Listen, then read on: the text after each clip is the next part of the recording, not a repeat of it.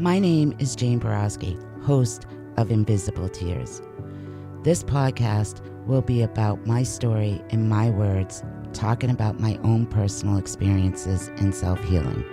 I do not claim to be a therapist, counselor, or a licensed psychologist.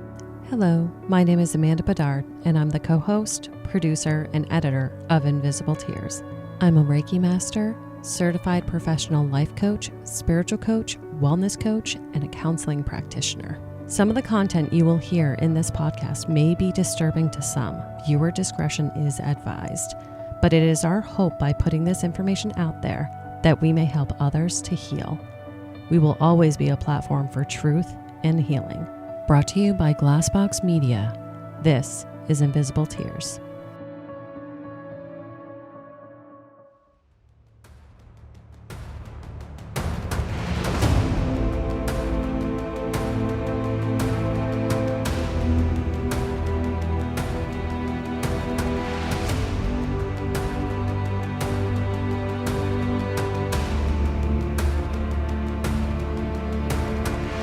Welcome to the Invisible Tears weekly bonus episode, where we react to the Dark Valley episode that dropped last week.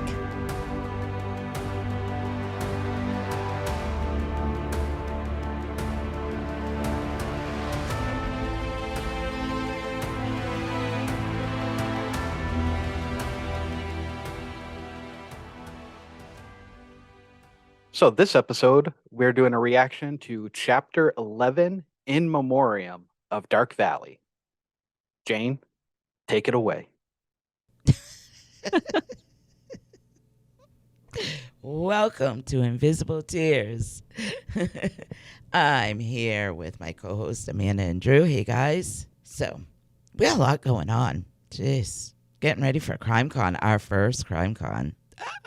So excited about that. I am so ready to network and meet so many people, and I've already got a list of people I'm going to try and find to meet. Nancy Grace is going to be there. I'm like super stoked about that. Yeah, it's funny because that was just announced just like a couple of days ago that she was confirmed that she was going to be there, because I thought I had seen people actually post around before, like a couple of weeks ago, that she wasn't going to be there this year. But it is confirmed. Nancy Grace is going to be at CrimeCon this year. Yes. I'll be joining Tim, Lance, and Jen with Crawlspace Media, and they're doing a presentation for Dark Valley. So I will be joining them up on stage, which I'm super, super nervous about. I was going online and seeing, okay, I want to see some pictures that they've posted for past CrimeCon conventions. Holy crap, they have a lot of people there. Oh. There's going to be a lot of people there. So I'm a little nervous about it, but I'm also excited. And I'm just so excited about meeting so many people.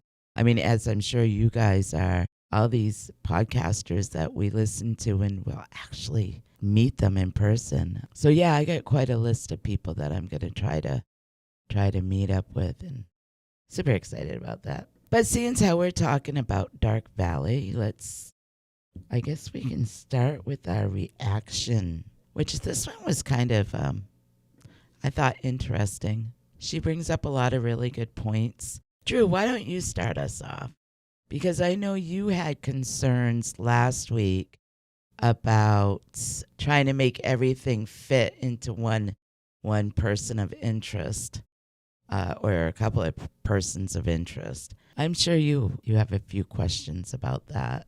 Yeah, it was nice for it to kind of circle back and for you to point out the facts of, when you have people living in a small town, you're going to come across a lot of coincidences, such as where they live, where they go to shop, and all that stuff. When there's limited places you're going to go, you're going to have those interactions. So it was nice for that point to be brought up, going, just because they lived on the same street doesn't necessarily mean that they had interactions. And I know we brought it up last episode after our recording, but we brought up like a place like Hinsdale in particular, a place that Jane, you worked, HCP, the manufacturing building. You can look down and you can see T-Bird Mini Mart. So assumption would be, oh, that plant is right across the street from T-Bird Mini Mart, or in this example, Leo's Market. However, you can actually go to HCP without ever passing T-Bird.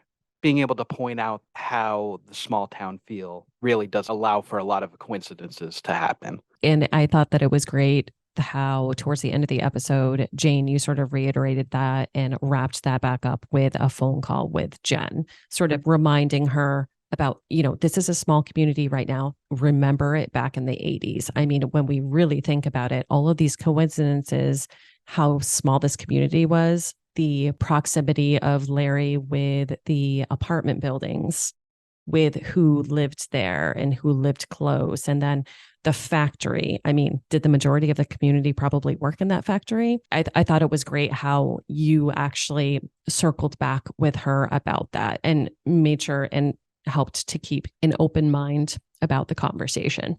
Yeah, I mean, I really wanted her to keep an open mind as she's digging in and looking into all this stuff, to just keep an open mind. Because, I mean, like, in Claremont, I think there was that factory, the hospital. Being such a small community, as I'm suspecting it was in the 80s, I'm guessing a majority of the town either has worked at either the hospital or that factory, or was working at that factory or the hospital at one time or another. And I mean, like, there wasn't a lot of big grocery stores in Claremont either then. A lot of mom and pop shops, like Leo's Market was, and it still is a mom and pop shop.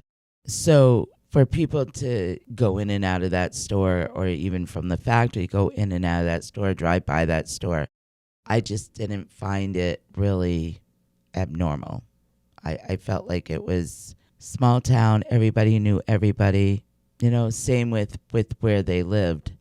So yeah, I did quite a few times remind Jen that you got to keep an open mind and really put yourself back 35 years ago and think about what the community was like then. I kind of wish that, and maybe she will after listening to us, I would love for her to dig more into the history of Claremont back in the 80s. Like, what was the population back then? The schools, how many students were in the schools? Did they have in high school? Or was it, just one or two schools where all the kids went to school together? Look into, where the jobs were back then. I would really love it if she would dive into more history of the Claremont area. That would really give a good perspective on, it's not unusual for, all of their paths to have crossed at one time or another. Right. What else do you got, Drew? Larry finding the foot. Do you guys feel that it's a story or it actually happened? 'Cause I honestly don't really know. I have no idea what to think of that. Her conversation with his son was kind of weird. Yeah, it was. But the daughter also brought up the foot, which she collaborated with her mother. So her mother also knew about the foot. I don't know what to think of that. I mean, was it a human foot? Was it an animal foot? I don't know. I guess it would be easier to really put together if I actually knew Larry and know what his mindset was really like back in the 80s. The kids, or his daughter, did say he was a drug addict. I don't know. I find it hard to believe he would find a foot and no news media ever covered anything about it. Yeah. I mean, unless it's locked in some sort of sealed case file that we can't get to or authorities have, and they never release that publicly. I don't want to discount what either one of his son or daughter and verified, with their mom, what the story was, but I personally find it a little hard to believe. And I mean, all the bodies except for Barbara Agnew and Linda Moore, all the other bodies were so decomposed. They were skeletons. Right. When they found them. So unless the authorities are not disclosing that any of them had a missing foot. Yeah, in none of the cases is there's any mention of it not being a complete skeleton, though. Yeah. Yeah, There's no mention of it exactly. being a partial remains or anything like that. Yeah. I would think now that Jen has a copy of the autopsy reports as well, I believe for all of them, but I mean, we can verify that with her, that that would be in the autopsy reports as well. If any one of them was actually, skeletal or not, if any one of them was actually missing a foot. That's what I was thinking too. I mean, that would be some significance or significant information for them to include.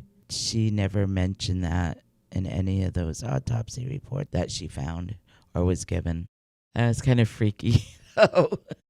When I think about it, it's like a foot. And it was a foot in a shoe. Yeah. I don't know if it did happen, it's super weird and really freaky, like you said. Yeah. I mean, and where did he find this? I guess he was fishing, he said. I wrote a note about it. According to his son, the foot was found in Kellyville. Yeah, during like sort of that really weird and cryptic back and forth conversation that Jen outlined in the episode, that they found a foot in Kellyville. And we don't know if it's a female foot or a male foot. Right. Or a little baby's foot. Eh. Although if he's fishing, that might make for a good bobber. What the hell is the matter with you? Too Wow, far? Drew.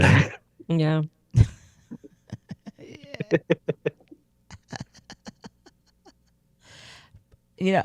I think one of the things that she might want to look into is missing persons around that time frame that possibly wasn't, connected with the Connecticut River Valley cases. And maybe it was, maybe there's a missing person case out there or something. A lot of questions surrounding that foot. I definitely would like to know more, but I don't know if she'll be able to find more about that. I find it weird that he would bring this up, that he found a foot with a shoe, but not have more conversation about it. If I found a foot in a shoe, you guys would be listening to my full conversation on what I had for lunch that day, talking about this foot and shoe, I would be having a very long conversation on where I found it, how I found it, what I did. Did I immediately pick it up? Did I just look at it for a while? Did I know what I wanted to do with it?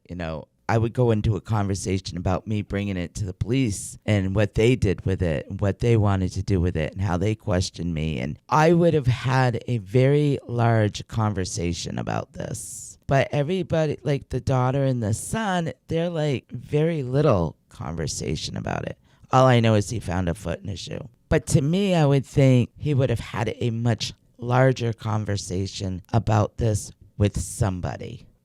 I know I would. Drew, what would you do if you found a foot in a shoe in the woods somewhere while you were hunting or fishing and you were talking to your family about it? Would you just say, "Oh, I found a foot in a shoe"? Oh yeah, just found a foot in a shoe, just kicked it back in the water, paid it no mind. Like you would be telling that story. You would have a whole story to go with that. Yeah. And that there was no follow-up from the family. Like they wouldn't ask any further questions or anything like that. Yeah, exactly. Were they afraid to talk to him about this foot and shoe? I don't know. I find it hard to believe that there wasn't a much larger conversation about it. And then she talks to Julie, which I loved Julie's response to everything. She too has had many people come with their own theory and their own theory on what happened to me in my case or who did it. And she's had many people come to her with their theories of what happened to Maura. But I like the way, she has experienced the same as I have. And she responded with, you got to have an open mind about everything. You don't exclude stuff, but you can't include everything. Yeah, when information comes, you should be looking at every part of that information that comes to you, but also looking at that information with an open mind. It could be good information, it could be bad information, and like Julie said, the reality of it is you will never know if that's good or bad information unless this is solved. And that is so true. I mean, we could be excluding information and this case could be solved, and then all of a sudden you realize, wow, that was an important piece of information that was, connected to this, and we excluded it right off the bat. Like Julie said, and I totally agree, any little bit of information that comes, people that bring information forward, you may think it's nothing. At the end of the day, it may be something. It will most likely make sense after something is solved, if it's ever solved. Yeah, I really like the way she said that. She has the same exact mind frame as I do when it comes to stuff like that. And probably for many of the same reasons. Because I'm sure she's had a lot of Lynn Cardys that have walked into her life, the same as I have. And how do you feel about, the possibility of Maura being connected with the Connecticut River Valley cases? If it is, it just brings about a lot more questions. Was it somebody that was in jail during that 16-year period in between your attack and Mara's disappearance? What accounts for that? Yeah, because it's such a large span of time, or moving away, coming back, like you said, jail. And also the location. When you think of the Connecticut Valley killings, they really are in a pretty tight window of area. And then where Mara's disappearance is, you wouldn't consider that the same area whatsoever. I mean, it's White Mountains versus the River Valley. But what do you think? Now, how would you interpret this theory that Larry was so close with Eva's girlfriend and Ellen as far as geographically being located, and the location of him with where Maura disappeared? He lived a mile down the road from where Maura disappeared. Yep, that's true. Yeah, so then where was he living during that 16-year period? It sounds like Jen was able to locate where he lived during the 80s, which was in the Claremont area. And then in 2004, he was living in the A-frame house. But was she able to find where he lived during the 90s and 2000 or early 2000s? No, she was not able to find that. So that would be interesting information to have to see based off of wherever proximity he was. Unsolved things happened. We'll be right back after a quick word from our sponsors. And now back to our episode. Well, I think something, other things have entered my mind too, which this boils down to the investigative part of these cases.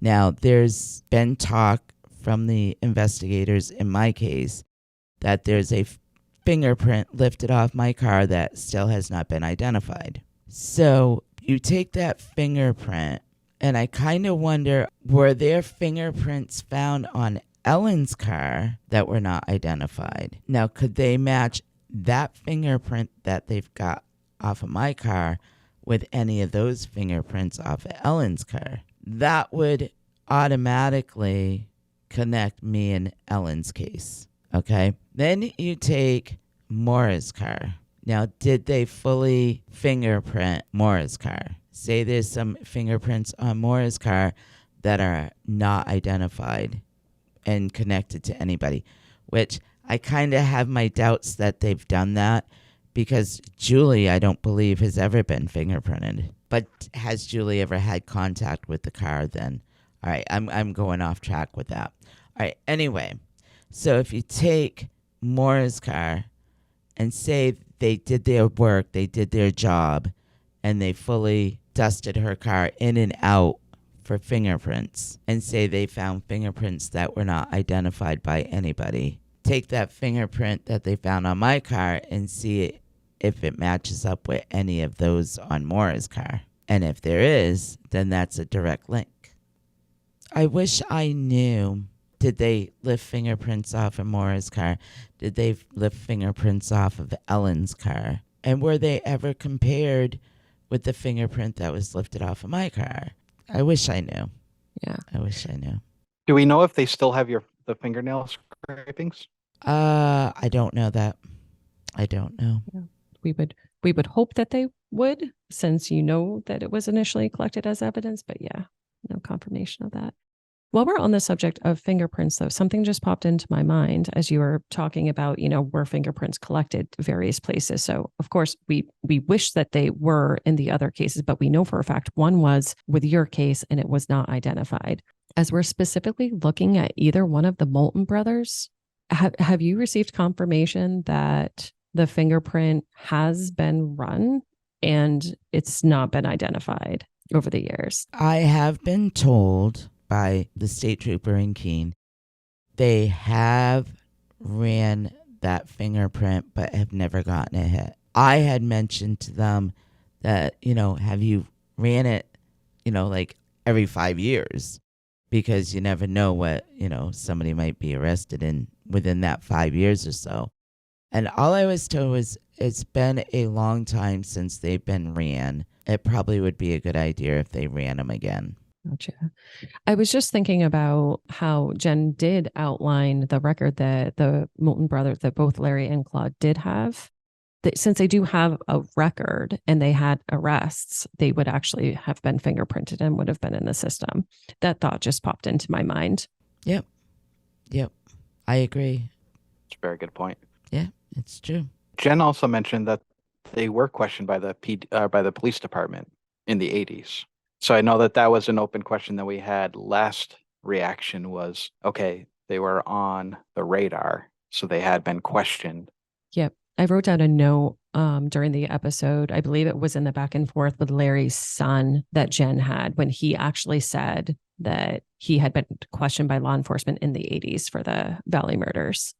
I was adamant about taking notes throughout this episode. I was actually really intrigued. I really liked this episode. Yeah, I did too. So with that, it'd be really nice to know when did that questioning happen? Did it happen in 1986 when the task force was formed, or did it not happen until 1988? And who was he questioned for? Was it for Ellen's case? Was it for the others? Eva's, Bernice's?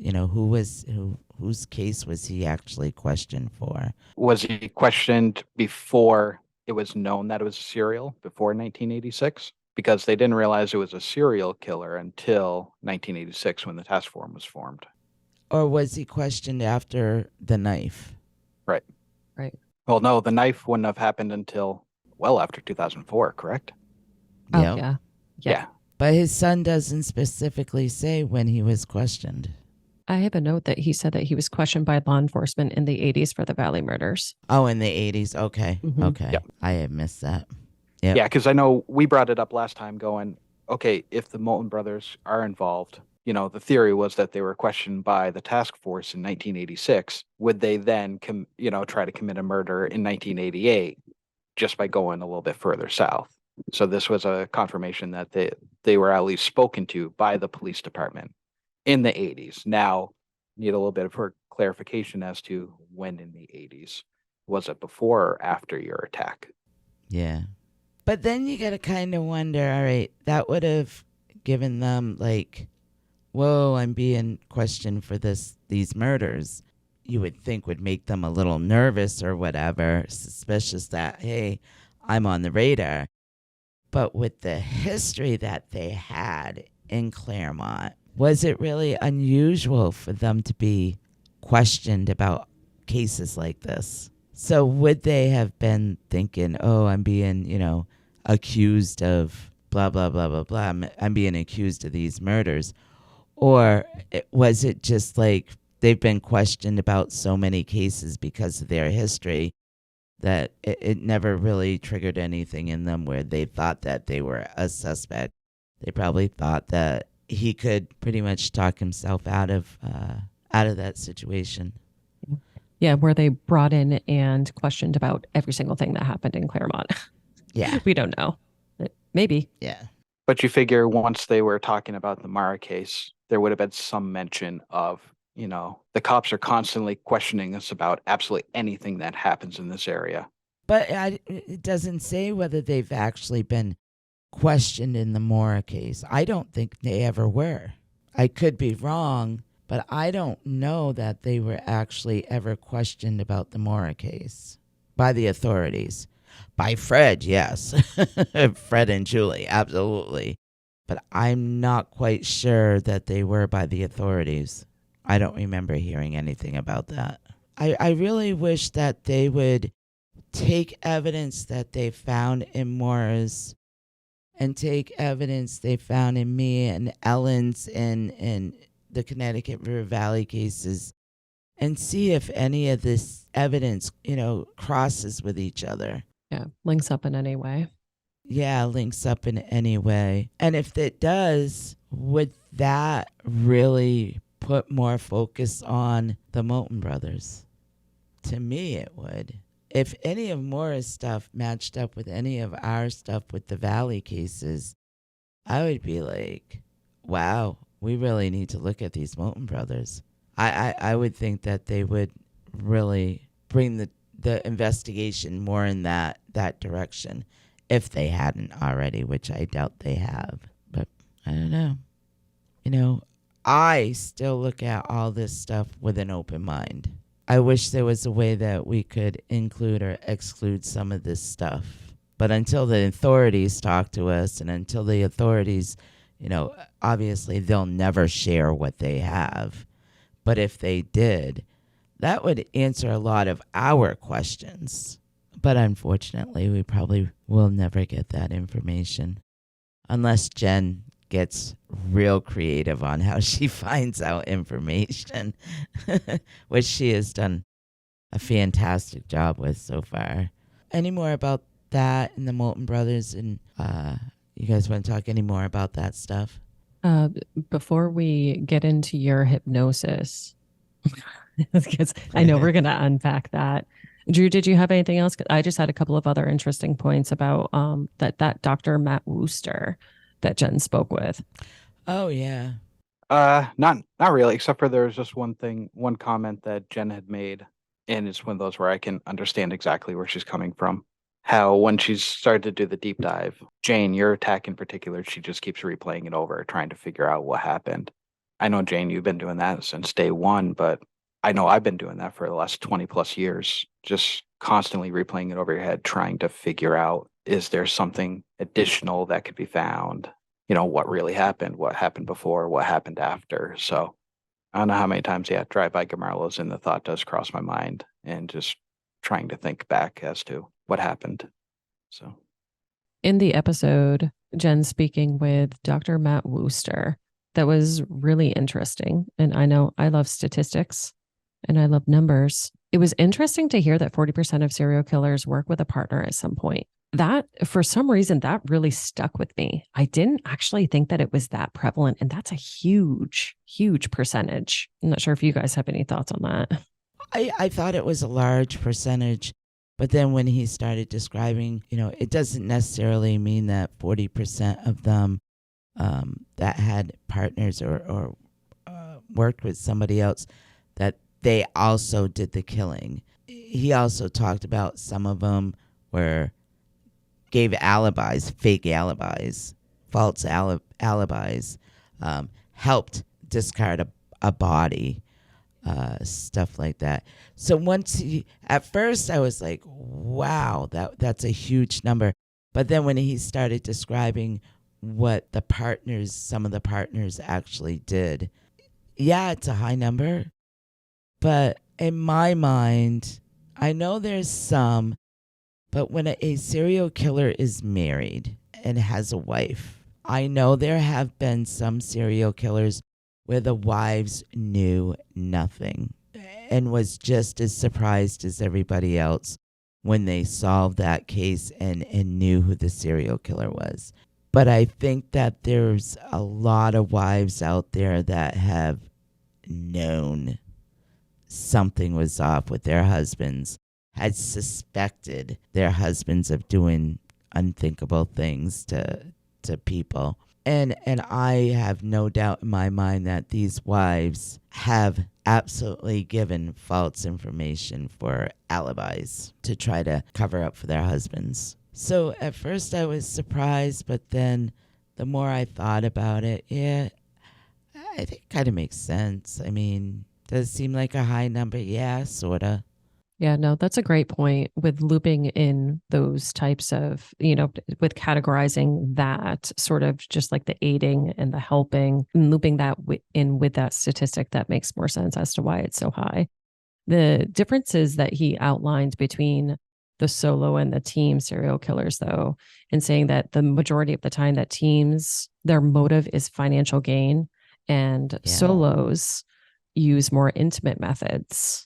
And that is sort of the motive in that it definitely does speak to the Valley killings in that I guess the statistics would say that it would be a solo given that they were stabbings, given the attention paid to the neck, given the, evisceration, because it is so much more of an intimate.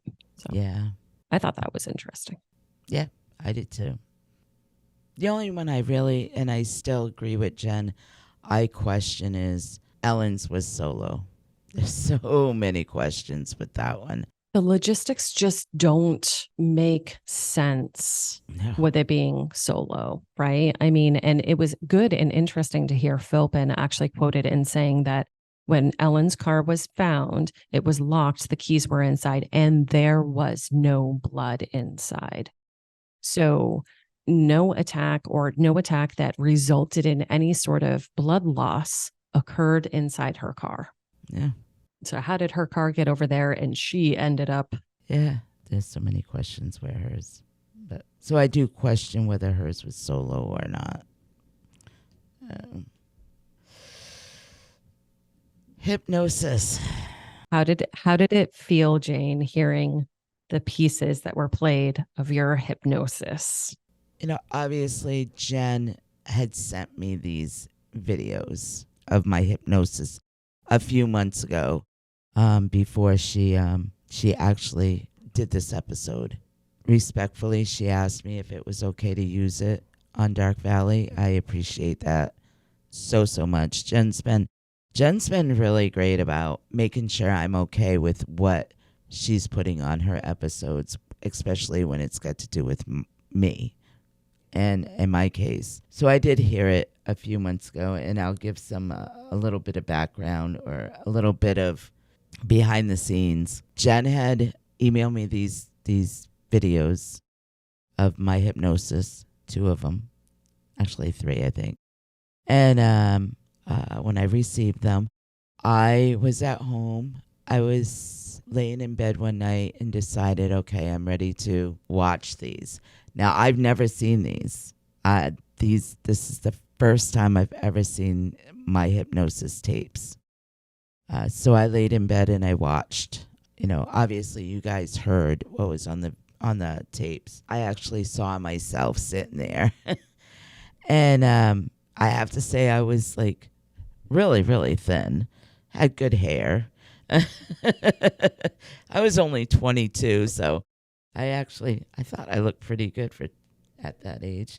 But anyway, so I wasn't pregnant anymore. I was going to say, and at that time, only 4 months out from having Jess, because this happened, 6 months after your attack. So, 2 months after your attack, Jess was born. And yeah, you're only 4 months out from having Jess. Yeah. Like you had just had a baby at all. No, it didn't. So, I was laying in bed and I was watching these and listening, and it was almost like an out-of-body experience. It was like I was listening to somebody else tell this story. There was a few moments where I was like, wow, I don't remember that happening. There were things in hypnosis that I described that happened that night that I physically don't remember it happening. Like him dropping the knife. For some reason, I don't remember that. I don't know why. Him choking me. After I heard about him choking me, I do remember being choked by the car. Very little bit of it. But that did jog my memory on me he was trying to strangle me. But it was very, not even really emotional, but very, I don't know how to describe it. It was as if I was watching this girl sit there and tell her story, and it was not me, it was somebody else. And it was really weird, to tell you the truth. I'm sure. And especially as you're sitting there and watching this, and if there are pieces that you even said, like either once you said it, oh, that piece sort of came back into your memory and you had actually like forgotten that, like, oh, I remember that a little. Or if you said a piece and you're like, I don't remember that at all. That must have been such an odd feeling. But knowing that it's you Yeah. saying that, yeah, I definitely, I personally think that there were quite a few things that came out of those hypnosis tapes that were pretty significant. Absolutely. And I know that you think that too. Absolutely. I mean, a little bit Yeah. more of the logistics so we kind of understand. I always wondered, Jane, how on earth you actually kicked out, like you kicked your windshield and broke it if you were just in the driver's side, right? Yeah. Of your car as he's trying to attack you. But in the hypnosis, you actually outlined that you jumped over to the passenger side because he was trying to get you out, as you were saying, please don't hurt me because I'm pregnant. And you were kicking him, and you ended up kicking your console and your windshield. So I kicked my ignition. yeah, yep. Okay. Yeah. And then I kicked my windshield. Yeah. So logistically, that makes more sense now. I had always wondered, I was like, wow, you're super flexible. Like, how do you get your leg up there? Yeah, but this is a small Firebird.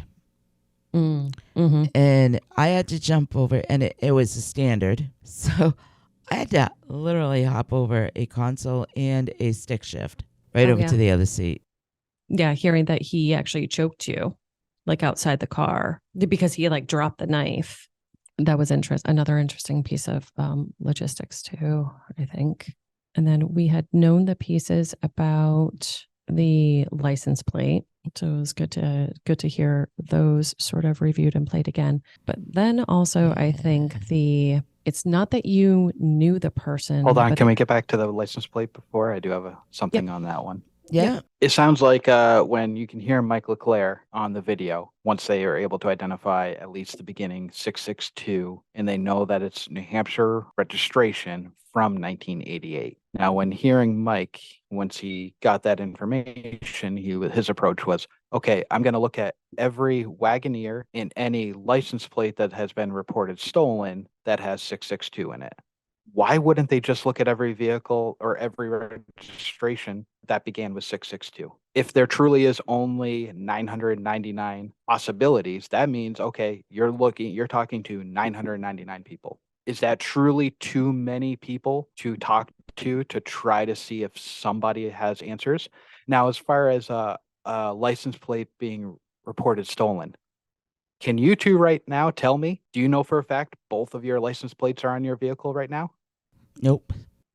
How long would it actually take you to realize that just your front license plate was stolen? Probably until I got pulled over.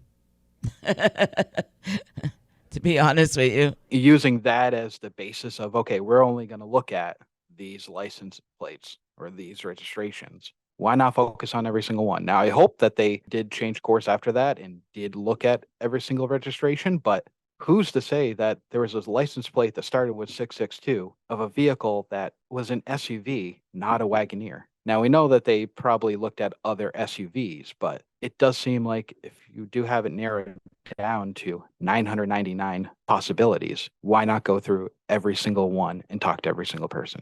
Yeah, that's going to take a long freaking time, but it also means the possibility of solving, if not just one attempted murder, possibly 8 murders. Right.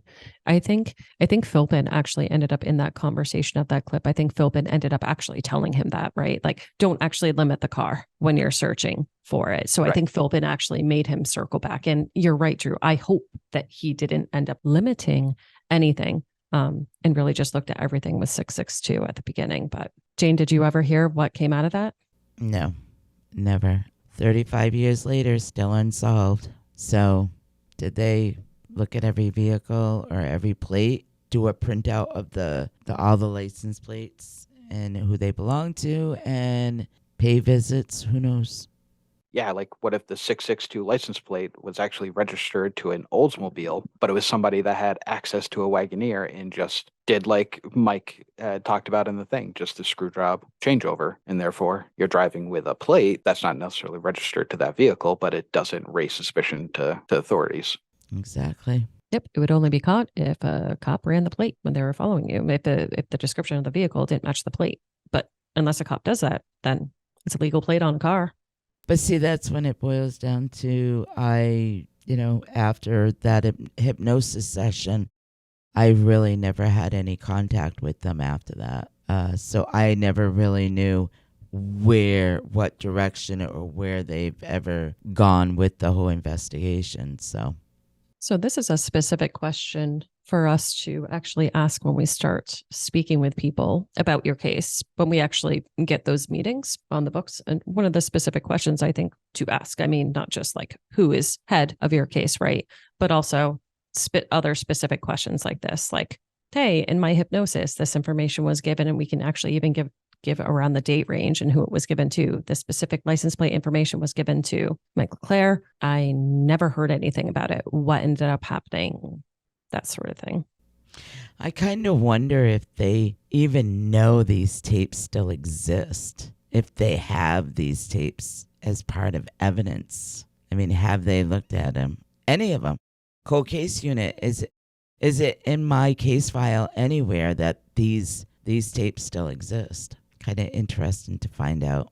Who knows? Because these tapes originated from, it was Philpin that ended up sending them over. So anybody that's come into the cold case unit, have they actually watched these tapes?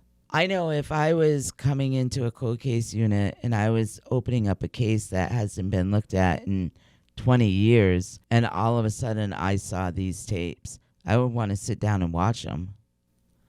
But I don't know.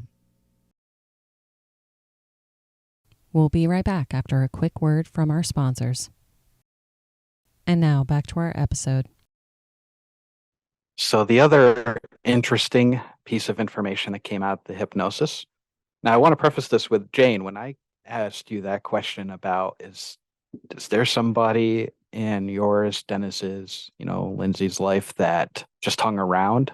I don't actually recall hearing this part of the hypnosis. So the first time I actually heard you talking about it was being somebody who was like a friend of Dennis. Last night was the first time I actually heard that. But yeah, I know after you hearing that throughout your hypnosis, you have seen this person before at least once or twice. And I know that you have definitely been thinking back to people that you have been acquainted with over the years.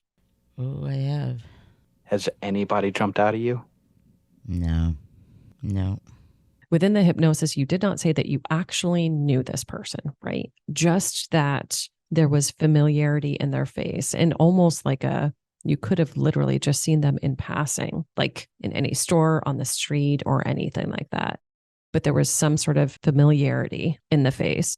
I think that to me too was a pretty big piece of information. When I hear myself say that, and I obviously I did not know that I said that until I saw the tapes. I don't even remember having that conversation with John. But what comes to my mind is I had just left the fair. So could I have passed by him sometime during the fair? Was he talking or had a conversation with a friend of a friend of a friend that that I was standing there talking to at the fair? I have no idea. But to me, that's kind of what it felt like to me when I said that. Was like I didn't know him, like personally know him, but I had seen him somewhere before. And I don't even think it was anything like I had a conversation with this man. It was I've seen him somewhere before, Yeah, like possibly like in passing or something like that. Yeah. Yep. Yeah. There's a possibility too that, I mean, he could literally actually just look like someone or look very, very similar to somebody that like you had just passed or. Exactly.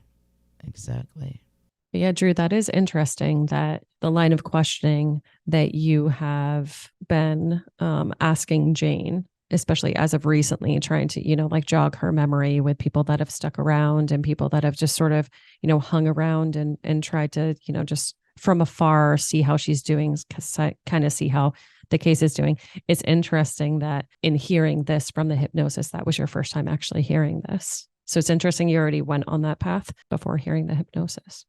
Yeah, so much so that when I heard it last night, I was like, why have we not been given this tape before? Because I was like, I have never, no recollection of hearing that. So I actually went back to the original email from Jen and pulled up the audios to actually find it and go, okay, never mind. It was sent. I just completely missed that. I don't know if it was like the third video or whatnot, but Yep. And in some of the videos too, the audio goes almost like mutes, so you can't actually catch all of it too. I remember this from originally watching the hypnosis tapes when Jen had sent them over. I don't know. I have a lot of questions about that, I was at the fair that night. Dennis knew a lot of people. I met a lot of different people, and have been around large groups of people our first 3 years together. I had a lot of different jobs from the time I was, say, 18 to 22. I worked at a grocery store, I was a cashier, to working at Bridgeport Metals in Hinsdale, to I worked at Troy Mills over in Troy, New Hampshire. So I had a lot of several different jobs. So, I mean, could it be somebody that was at one of these jobs that I've seen in passing and didn't actually, never really actually had a conversation? I don't know. I mean, me and Dennis went to a lot of mud bogs and truck pulls and fairs, not just the Cheshire Fair, but a lot of fairs around. And could it have been in passing with that? I don't know.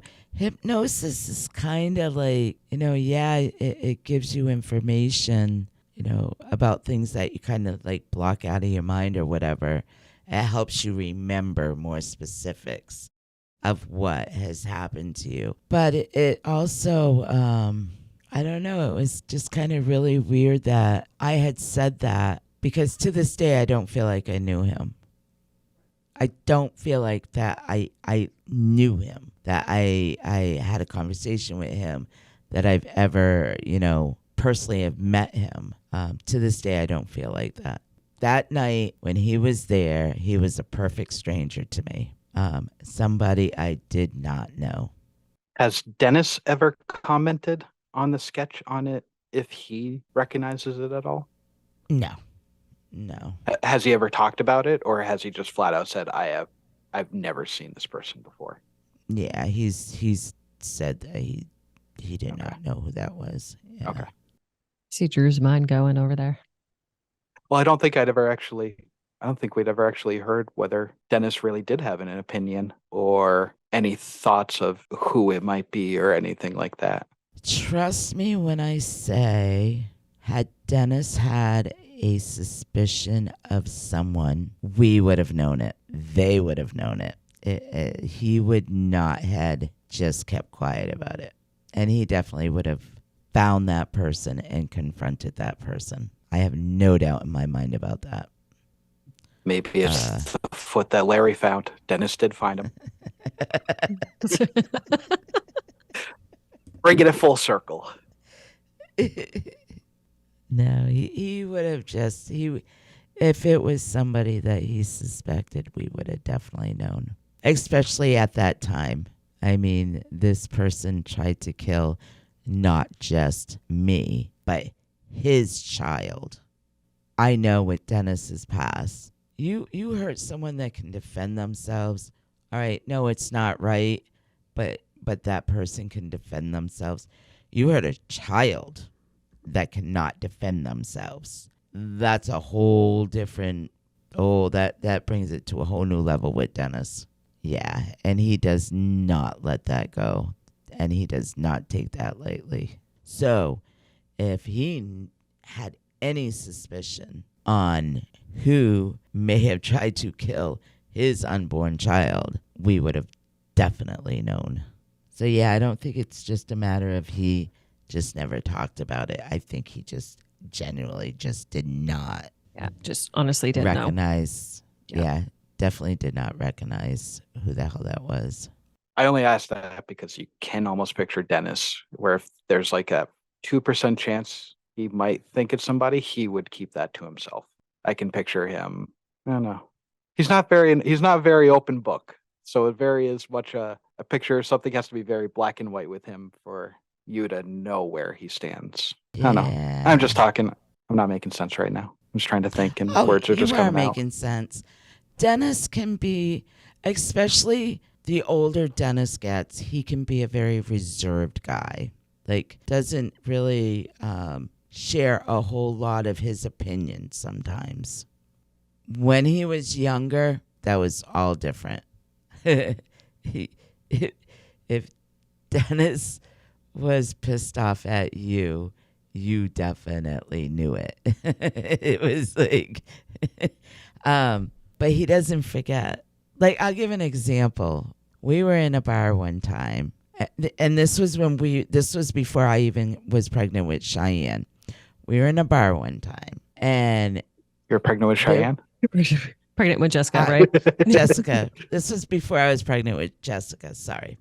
And this bar had 2 rooms. It had a front room, and then you walk through this little hallway, and it went into the back room. And the back room was where they played the bands and had a dance floor and everything. And in the front was where the bar was, and there was tables and chairs and stuff. So we went to this bar one night. It was a really popular band, so the place was packed, front room and back room. There was a lot of people. And we had to walk through this little pathway, the little hallway, to get to the back room where the band was playing. So you had to kind of like squeeze through people. And there was, oh, isn't this funny? There was a payphone right there in the hallway too. So we're squeezing through to get to the back room, and Dennis accidentally stepped on this guy's foot. And the guy turned around and he was really pissed off. He was like, "Hey, dude, you just stepped on my foot." And Dennis is like, "Jesus Christ, the place is packed. I'm just trying to cut through. I'm just trying to get to the back room. Sorry, you know?" And the guy was a real dink about it. He was a real asshole. But Dennis just went in the back room. You know, I was like, let's just go through. Let's just go in the back room. Well, Dennis had a few drinks and was drinking and got a little hammered, and we were leaving. And that guy was standing in the hallway, and Dennis did not forget what that guy said to him. And he walked over to the guy and he said, "Hey, asshole," stomped on his foot again, intentionally, and put his face right into the payphone, and we left. So, you know, yeah, he might be reserved to a certain extent, but he doesn't forget.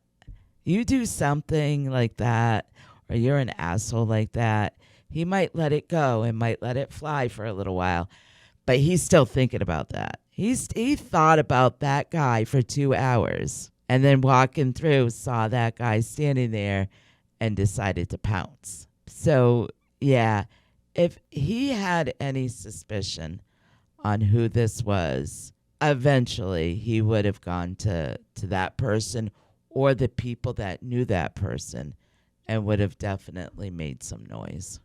Absolutely.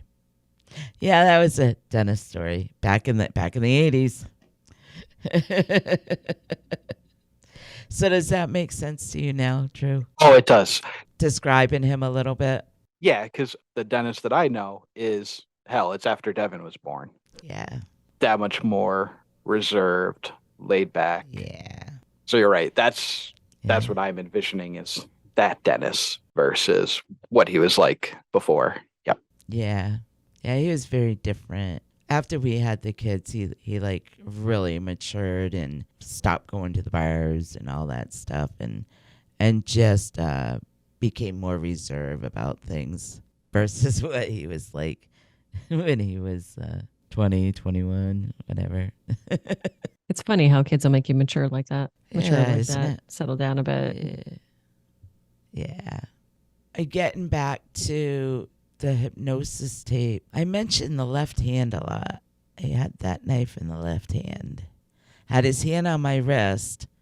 Now, if he had his right hand on my wrist and the knife in his left hand, what would that tell you would be his dominant hand? I think you could make an argument for either way, though, just because of the situation that you were in with how viciously you were fighting and kicking him so he wouldn't get you out of the car. If I'm thinking about it from an attacker perspective, I'm going to block with my dominant. I'm going to, because that's what I have the best like dexterity and best strength with.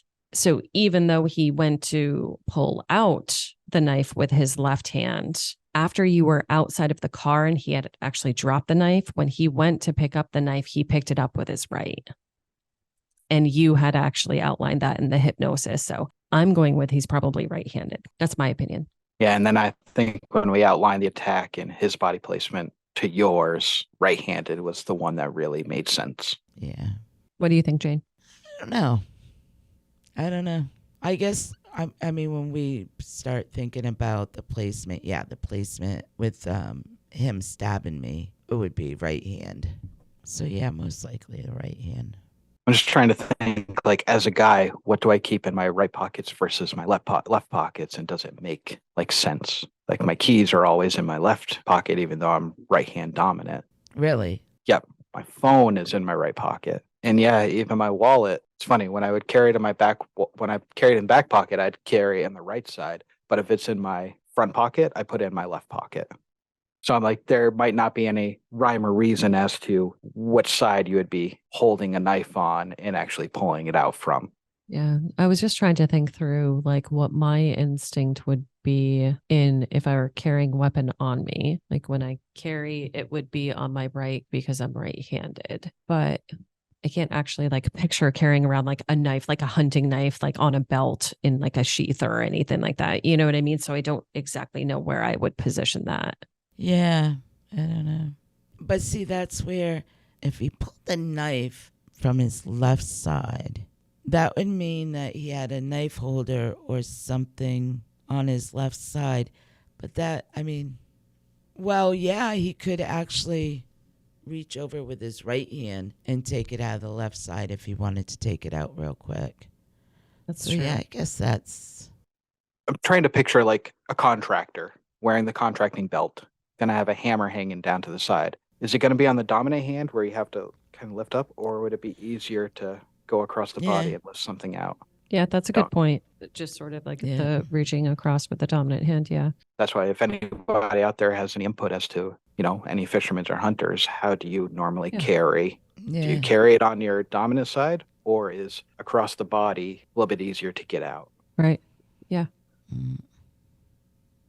I always remembered this. Always remembered this.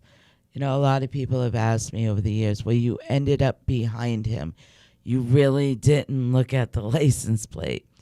Well, no, I really did not, because I have never had anything like this happen to me before, and I've never had a reason to pay attention and look at license plates. It was dark that night.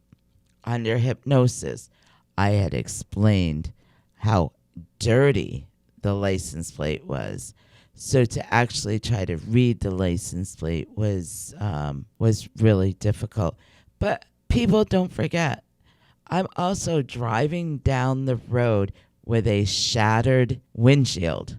So how clear could I really see through that windshield to actually look at a license plate? And all the blood loss, how focused are you? Exactly. With all the blood loss, 27 times, and your throat was cut. So you are losing blood, obviously, by the second, speeding down the road to try and get help with a shattered windshield. I'm surprised you got any numbers at all, to be honest with you. I know. That's what I was saying. I'm surprised I got anything, because I never could remember anything about that license plate until, obviously when I was talking about it through hypnosis. Obviously white license plate, green letters, New Hampshire plate. And I'm surprised I got that little red sticker. The red Yeah. sticker. That Yeah. was, that was surprising to me because I've never ever remembered that. And I even after hypnosis, I never remembered that red sticker until Jen sent me the tapes, and I watched it for myself or listened to them. I was like, wow, I even got really that detailed down to the red sticker on the plate. And I thought that was quite interesting. I mean, if I think about it today, I don't even remember what was on that plate. Absolutely don't. But yes, many people are like, you really don't remember the plate? You were right behind him. It's like, hey, I gotta put everything else together with that, like dirty plate. It was at night. I had a smashed windshield. I'm bleeding to death. I'm moments away from unconsciousness. My body was in shock. I mean, I can go on and on. And the only reason why I'm laughing is because when you add up all these factors, I seriously, like I said, I'm surprised you actually got any. And for people to be like, really? You really didn't get the full plate? What on earth? You were right behind him. It's like, listen, hold on a second here. You're lucky I was conscious. You're probably going in and out of consciousness while you were driving. You know, you're lucky you made it to your destination safely and ended up getting help. Yeah. Yeah. So I'm like as shocked. I'm like super shocked that I got as much off that plate as I did. And we still don't have a suspect. We're still unsolved. That frustrates the hell out of me. I want to know where that information went. Like, I want to know what they did with it. Yeah. Another missed opportunity of solving the Valley cases, in my opinion. You know, who knows? I can't judge. I can't say. I have no idea what they investigated and what they didn't. So I don't know what they have done over the years and what they haven't done. So I don't know. But I'm sure Jen is going to let us know. You have anything else, Drew? It'll be interesting with the next episode, getting into Heidi Martin. This is one that I think all three of us have a lot of input on, and think that, at least in my opinion, I think this could be a big piece of the case. If there's a break in Heidi Martin's case, I think that there's going to be a break in not necessarily all of the attacks, but at least a couple of them. Yeah. Amanda, you think kind of the same way, but think differently than me too. Yeah. I'm glad that Heidi is part of the conversation, right, with the Connecticut River Valley cases. I really think that it helps shed light on her case as well. I'm really interested to hear where Jen goes with the Heidi Martin episode. Absolutely, I am too. Yep. I am too. So this is the reaction to episode 11 in Memoriam, and we will be back next week for the episode 12 reaction of Dark Valley.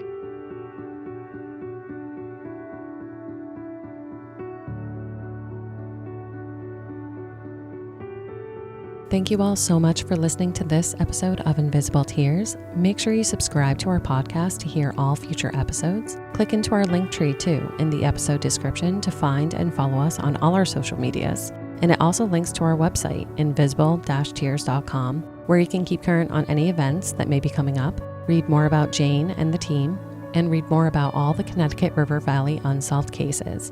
If you want to learn more about my wellness practice, Guided Path Wellness, head to guidedpathwellness.org. There you can read more about me and my certifications, more about the Reiki and coaching services I offer both in person and remote, and read all about my products for sale that I make through the practice.